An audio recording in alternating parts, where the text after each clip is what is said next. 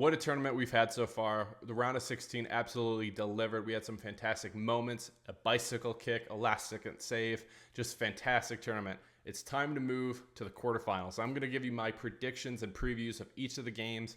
And of course, I think we have to start with the one game that's most important. That would be what, in my opinion, would be the game of the tournament. That, of course, is Germany versus Spain. This game is worthy of a Euro final, in my opinion. And these have been the two best teams so far, by far, in that I think a lot of people would agree with that too. Spain has looked fantastic. They have not drew or lost a single game so far in this tournament. And then you have Germany, who've only drew one game, and that's, of course, against Switzerland, where it was 1-1, where they got a late equalizer in the game. Looking at their last matchups, Spain 4-1 against Georgia. Georgia got a really good goal right in the beginning of the game. It was an own goal against Spain, but it's a good goal nonetheless, right? And then they came out and just obliterated them, getting 4 goals, responding, and just looking fantastic. And this was a pretty good Georgia team too.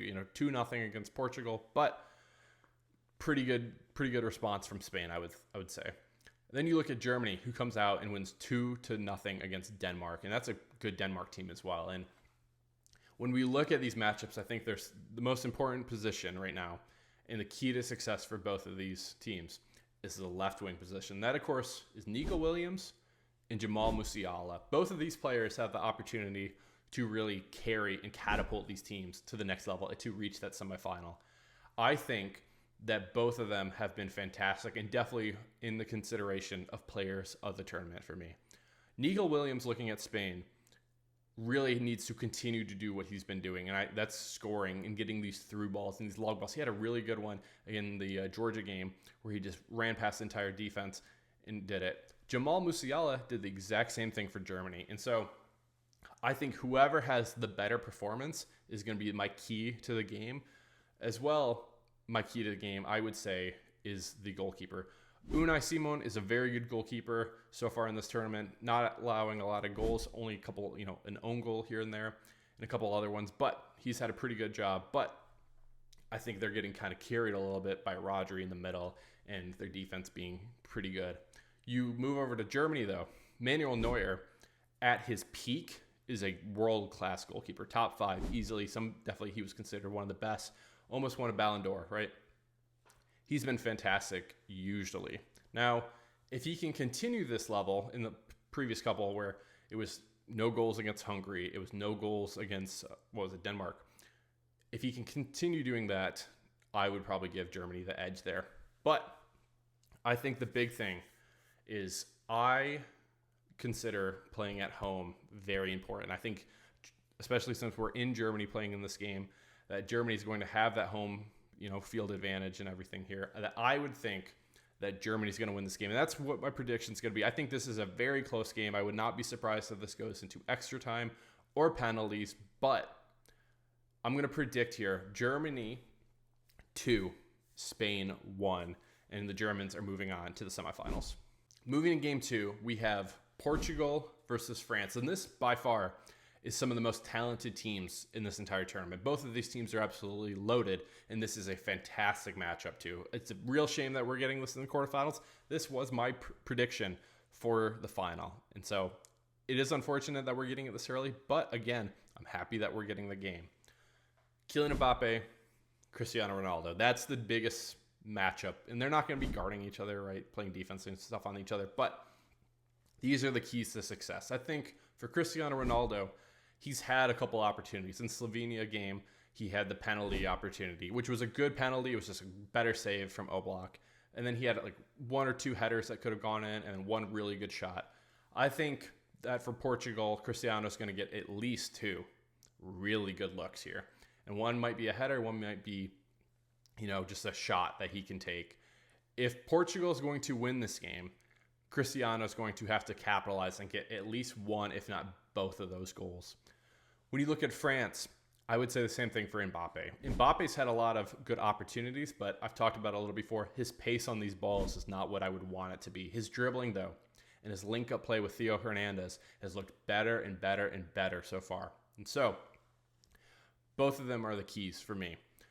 Chouameni's looked fantastic the last game for France, and I think that's going to really carry over too. And there's going to be no Rabiot in this game, so I would expect I would like to see a Kamavinga to start the game, and maybe you bring on like a Kola Muani or something if you need an attacking player later in the game. And then I think another key for me too, for Portugal, is Rafael Leao. If he's playing at what he can play at, and that he is an extreme talent physically and just his athletic abilities off the charts, but he has not been able to capitalize and get that goal, get that assist for me to the level that I would want him to be at. So he really needs to step up. At the end of the day, though, I think that it's time to kill your idol, and that's what Kylian Mbappe is going to be doing in this game. So I'm going to say France is going to win this one, and I'm going to go, I think it's going to be really close because both of them have struggled, but I will say France will win 1-0 against Portugal. Moving over to the other side of the bracket, we have the Netherlands versus Turkey, and this is a Netherlands team that has had some really high highs and some really low lows. You know, they drew 0-0 against a France team that didn't have Kylian Mbappe. That's a good team, though. And then they lost to an Austria team that was a good team, but they lost 3-2. It was a high-scoring game. You look over at Turkey. Turkey just beat this Austria team without one of their best players, and that's Çalhanoğlu. 2-1, they beat Austria. And so, looking at the Netherlands, though, I would say my key to this game has been my player of the tournament so far, and that would be Cody Gakpo. Cody Gakpo has been fantastic so far as a left winger for the Netherlands, and if he can continue doing that, and in the last game, he had the goal and an assist, and that assist was class. He was able to keep the ball in play and pass it in for a tap-in to Malin. If Cody Gakpo can continue to deliver like this, this should be a walk in the park for the Netherlands. So the Netherlands have continued to get multiple opportunities in this game.